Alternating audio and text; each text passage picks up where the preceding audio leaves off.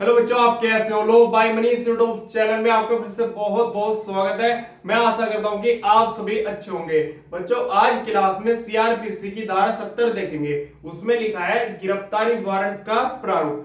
CrPC में धारा 70 से लेकर धारा 81 तक गिरफ्तारी वारंट के बारे में प्रावधान किया गया है। आज हम क्लास में देखेंगे गिरफ्तारी वारंट का प्रारूप। मेरा मतलब वारंट में निम्नलिखित रूप में कौन कौन सी बातें होंगी, वारंट कौन जारी करता है, आज क्लास में यही समझेंगे। आओ बच्चों, बोर्ड पे चलते हैं। देखो बच्चों, मेरे पास बोर्ड पे लिखा है गिरफ्तारी वारंट का प्रारूप, धारा 70। अब समझते हैं इसमें क्या लिखा है। पहला पॉइंट यहां पर लिखा है बोर्ड पे, इसके अंतर्गत 4 पॉइंट है, आगे बाद में लिखूंगा, जगह नहीं थी। पहले पॉइंट में समझते हैं। इसमें लिखा है गिरफ्तारी वारंट लिखित होना चाहिए। तो जो गिरफ्तारी का वारंट होगा, जो न्यायालय जारी करेगा किसी व्यक्ति के लिए, वो कैसा होगा? वो लिखित होना चाहिए। ये बात ध्यान रखना। अगर न्यायालय ने किसी व्यक्ति के लिए गिरफ्तारी वारंट जारी कर दिया है तो वो वारंट लिखित में होना चाहिए। ये बात ध्यान रखना। दूसरा पॉइंट, इसमें लिखा है वारंट पर न्यायालय के पीठासीन अधिकारी का हस्ताक्षर होना चाहिए।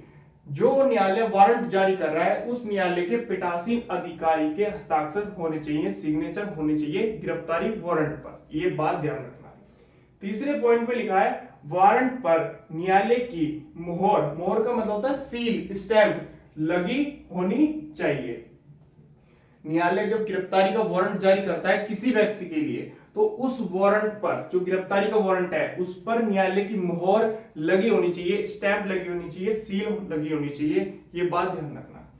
4 पॉइंट में लिखा है गिरफ्तारी किए जाने वाले व्यक्ति का पूर्ण विवरण यथा उसका नाम, जो गिरफ्तारी का वारंट जारी हो रहा है न्यायालय के द्वारा किसी व्यक्ति के लिए, उसमें निम्नलिखित रूप में ये बातें होंगी। पहला पॉइंट, गिरफ्तारी किए जाने वाले व्यक्ति के लिए पहला उसका नाम, उसका नाम होगा गिरफ्तारी वारंट में। दूसरा, उसके पिता का नाम होगा। तीसरा, जाति, उसकी जाति क्या है, कास्ट क्या है। 4 पॉइंट, निवास स्थान होना चाहिए, मतलब जहां पर गिरफ्तारी वारंट जारी होगा, जिस व्यक्ति के लिए गिरफ्तारी वारंट जारी हो रहा है, उसके निवास स्थान का पता होना चाहिए, ताकि आसानी से उसकी पहचान की जा सके। किसकी? जिस व्यक्ति के लिए न्यायालय ने गिरफ्तारी वारंट जारी कर दिया है। आज का पॉइंट 4 यही था। अब आगे समझेंगे, वेट करना, अभी जाना मत कहीं भी, वेट करो।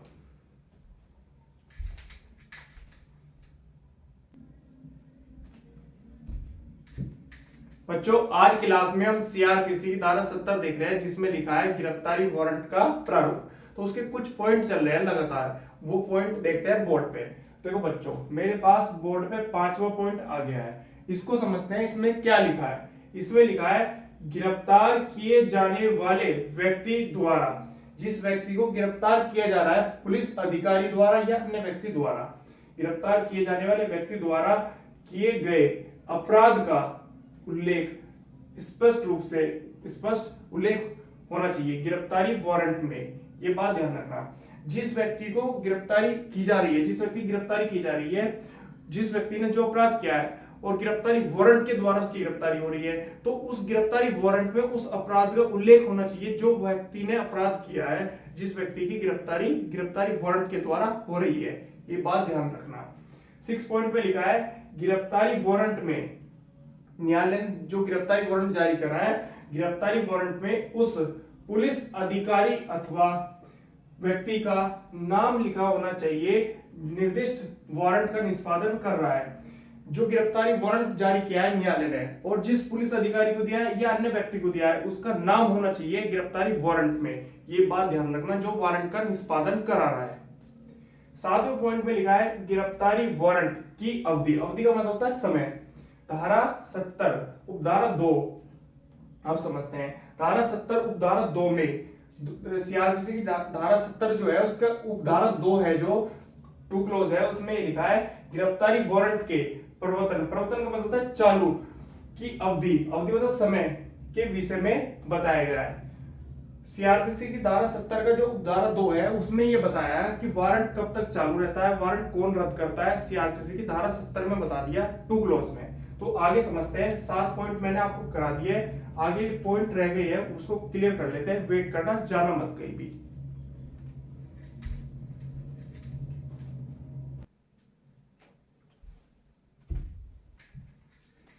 सीआरपीसी की धारा 70 चल रही है, उसमें लिखा है गिरफ्तारी वारंट का प्रारूप। आगे चलते हैं, कुछ पॉइंट रह गए थे वो देख लेते हैं। 8वें पॉइंट पे आ गए हैं। इसमें लिखा है गिरफ्तारी का वारंट तब तक प्रवर्तन प्रवर्तन का मतलब है चालू में बना रहता है जब तक कि, अब समझते हैं ए पॉइंट क्या है। इसमें लिखा है उसे जारी करने वाले न्यायालय द्वारा रद्द रद्द का मतलब होता है खत्म न कर दिया जाए।